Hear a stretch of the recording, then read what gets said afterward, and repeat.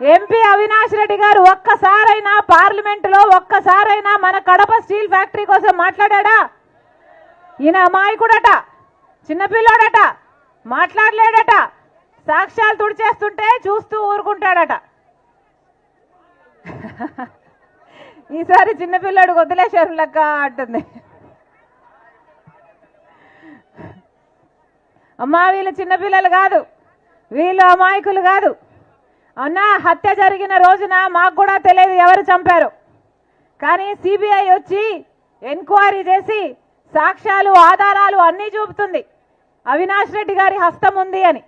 Google మ్యాప్స్లో అట హత్య చేసిన వాళ్ళు, హత్య చేయించిన అవినాష్ రెడ్డి ముందు రోజు కలుసుకున్నారు ఒకే లొకేషన్ చూపుతుంది, ఆ రోజు కలుసుకున్నారు ఒకే లొకేషన్ చూపుతుంది అని సాక్ష్యాలు బయట పెట్టింది సిబిఐ.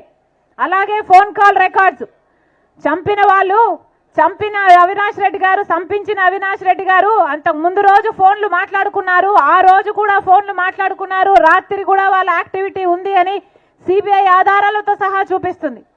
డబ్బులు మారాయి, 40 కోట్ల కంట మాట్లాడుకున్నారు. ఎవరి దగ్గర ఉంటుందమ్మా అంత డబ్బు? అవినాష్ రెడ్డి గారు కాకపోతే ఎవరు చంపినట్టు, ఎందుకు చంపినట్టు?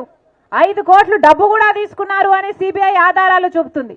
ఇన్ని సాక్ష్యాలు ఆధారాలు ఉండి కూడా 5 సంవత్సరాలుగా ఇప్పటి వరకు ఒక్క చెయ్యి కూడా పడలేదు అవినాష్ రెడ్డి గారి మీద. ఎందుకని? ఎందుకంటే సాక్షాత్తు ముఖ్యమంత్రి జగన్మోహన్ రెడ్డి గారే అధికారాన్ని అడ్డేసి మరీ కాపాడుతున్నారు కాబట్టి. సిబిఐ కర్నూలు వరకు వెళ్ళింది అవినాష్ రెడ్డిని అరెస్ట్ చేయాలి అని. 3 రోజుల పాటు భయభ్రాంతులకు గురి చేశారు.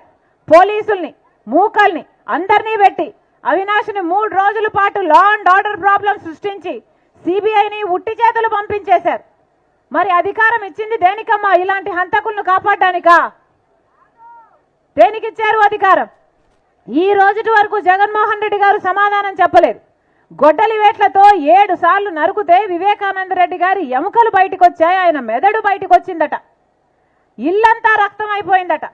అయినా కానీ ఆ రోజు సాక్షి టీవీలో మాత్రం హార్ట్ అటాక్ అని చెప్పారు. హార్ట్ అటాక్ నడిపేది ఎవరమ్మా? జగన్మోహన్ రెడ్డి గారి భార్య. మరి ఎందుకు అలా చెప్పారు అని ఈ రోజుటి వరకు జగన్మోహన్ రెడ్డి గారు ప్రజలకు సమాధానం చెప్పారా? చెప్పలేదు. హత్య జరిగిన రోజు సిబిఐ ఎంక్వైరీ కావాలి అని జగన్మోహన్ రెడ్డి గారు అడిగారు. తర్వాత ఆయన ముఖ్యమంత్రి అయ్యాక సిబిఐ ఎంక్వైరీ అవసరం లేదు, సిబిఐ ఎంక్వైరీ వేస్తే అవినాష్ రెడ్డి బీజేపీ పార్టీకి పోతాడు అని సునీతమ్మకు చెప్పాడు జగన్మోహన్ రెడ్డి గారు. ఇది న్యాయమేనా? ఇది న్యాయమేనా? అమ్మా, ఇదే రాజశేఖర రెడ్డి బిడ్డ, ఇదే జగన్మోహన్ రెడ్డి గారి కోసం 3200 కిలోమీటర్లు పాదయాత్ర చేసింది ఆయన జైల్లో ఉంటే, ఆయనను ఆయన పార్టీని నిలబెట్టడం కోసం. కానీ ఈరోజు ఇదే షర్మిలమ్మ, ఇదే రాజశేఖర రెడ్డి బిడ్డ ఇంత అన్యాయం జరుగుతుంది కాబట్టి వ్యతిరేకిస్తుంది. నేను రాజశేఖర రెడ్డి బిడ్డను, పులి కడుపున పులే పుడుతుంది, దేనికి భయపడేది కాదు రాజశేఖర రెడ్డి బిడ్డ. అన్యాయం జరుగుతుంటే సహిస్తూ చూస్తున్నది కూడా కాదు రాజశేఖర రెడ్డి బిడ్డ.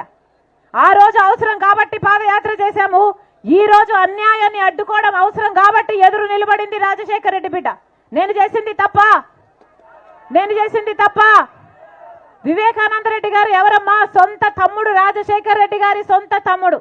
అలాంటి సొంత తమ్ముడిని 7 సార్లు గొడ్డలితో నరికి అంత మంచి మనిషిని, ఎంత మంచి మనిషి అంటే ఎవరైనా వివేకం సార్ మాకు పని ఉంది అని పోయి అడిగితే వాళ్ళని ఈయన బండిలోనే కూర్చోబెట్టుకొని ఆ కలెక్టర్ ఆఫీస్ వరకు తీసుకెళ్లి ఆ సమస్యను అక్కడికక్కడే పరిష్కరించేవాడు వివేకానంద రెడ్డి గారు. రికార్డులు చూస్తేనట, ఈయన ట్రైన్ టికెట్లు చూస్తేనట నెలలో 25 రోజుల పాటు ట్రైన్లలోనే తిరుగుతాడట. అంటే ఈ పని కోసం అక్కడికి, ఆ పని కోసం ఇంకొక చోటికి. అలాంటి ప్రజానాయకుడు వివేకానంద రెడ్డి గారు. భూతత్వం పెట్టుకుని వెతికినా అలాంటి వాడు దొరకడు ఈ రోజుల్లో.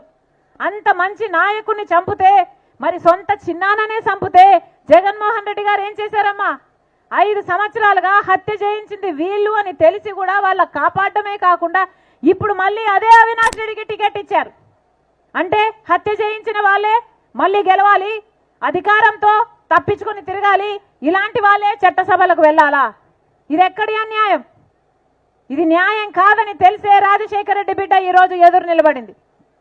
అమ్మా, ఒకవైపు రాజశేఖర రెడ్డి బిడ్డ నిలబడింది, ఇంకోవైపు రాజశేఖర రెడ్డి గారి తమ్ముడు వివేకానంద రెడ్డి గారిని హత్య చేయించిన అవినాష్ రెడ్డి గారు ఇంకోవైపు నిలబడ్డారు. మీకు ఎంపీగా రాజశేఖర రెడ్డి బిడ్డ కావాలో లేకపోతే మీకు ఎంపీగా రాజశేఖర రెడ్డి గారి తమ్ముడు వివేకానంద రెడ్డి గారిని హత్య చేయించిన అవినాష్ రెడ్డి గారు కావాలో మీరు నిర్ణయించుకోవాల్సిన సమయం వచ్చింది. ఒకవైపు న్యాయ